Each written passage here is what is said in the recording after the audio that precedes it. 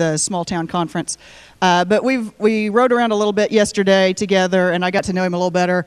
And underneath all the flash, there is actually a great strength and reserve of character and personality. And I'm honored to have gotten to know you a little bit better. Oh, don't say those kind of things. It's a secret. Anyway, I invite you to welcome up to the stage James Lowe, the Jiggy Jaguar.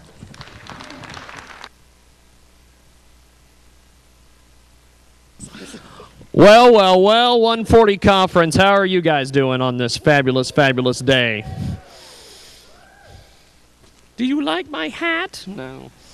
But I am James Lowe, Jiggy Jaguar, Jigman Fraud, Jignatius Jaguar, whichever. And I love the Fox Theater. This is a great building. What do you guys think of this building? Now,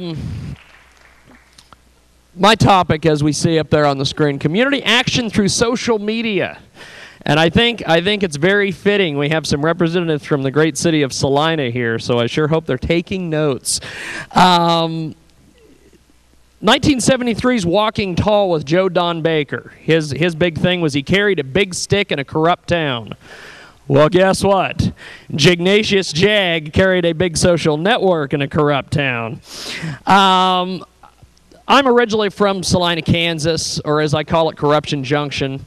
And I'll tell you, all I simply wanted to do was have a live call-in show on a community access television station.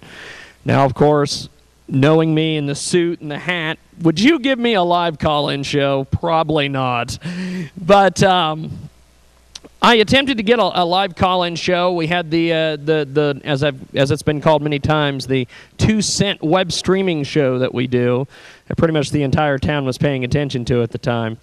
But I wanted to get a show on Access TV, and I wanted to be able to make a difference in the community and things of that nature. However, they didn't want to give me a show, and they didn't want to put me on the air, even though I'd proven myself on many occasions with political interviews with the governor and city officials and things of that nature. Not wearing this suit, by the way. But I wanted to get a show. They wouldn't give it to me. I went ahead and tried to figure out why. Well, as the process went on, I realized just from doing my investigative journalism that the executive director of the organization was embezzling public funds. Now, most everybody in this room would know that if you're embezzling public funds, you're probably going to get fired and go to jail. However, she got to keep her job. In fact, she got a raise a couple years ago, which I want that gig.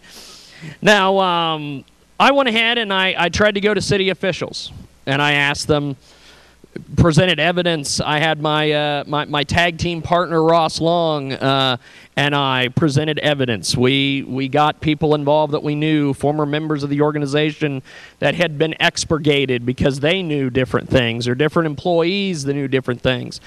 And the city didn't want to listen. Shocking, I know, as it is. We went to public meetings when their funding came up for renewal. However, they then, and this, to all my news media friends here, this is going to be quite a shocker.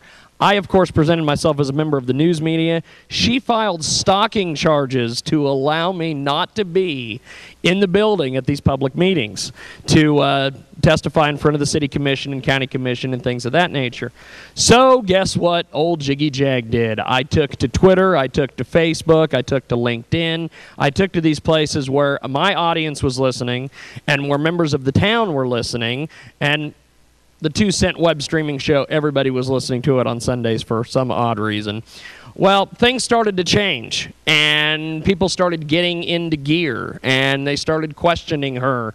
There was newspaper articles coming out about it. There was public meetings coming out about it. There was all sorts of different things that took place, and finally, after about a year and a half of going through a 6-hour court trial where one of the few highlights was they didn't know how to run the equipment in the courtroom, the DVD player. The only person that knew how to run the equipment that was basically going to was me. So I was the only one that knew how to run the VCR. But essentially what happened was we used social media. We used Twitter. We used Facebook. We used all these, as they say, techie tools to get the word out about it. And finally, after it was all over with, about a year and a half, we ended up having the city cut her funding by a couple percentage points. Instead of a 4-year contract, she got a 2-year contract. However, she seems to spend the rest of her time telling everybody within shouting distance that an unruly volunteer is the reason that she does no longer have her funding, when in reality it was a social network, it was social media, it was people getting the word out about these things. I appreciate you guys listening to me up here, and thanks for coming out and supporting social media and the 140 conference. Appreciate it.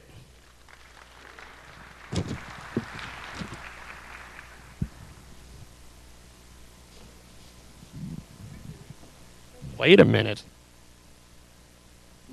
Janice, will you take a picture? Put that hat on. Uh-oh. Photo op time, baby. I mean, isn't it a great hat? Thank you, dear. Thanks. I appreciate it. All right, next up, we have Jennifer Campbell with the Kansas Humane Society, and I'm a big believer in Humane Society people, so let's give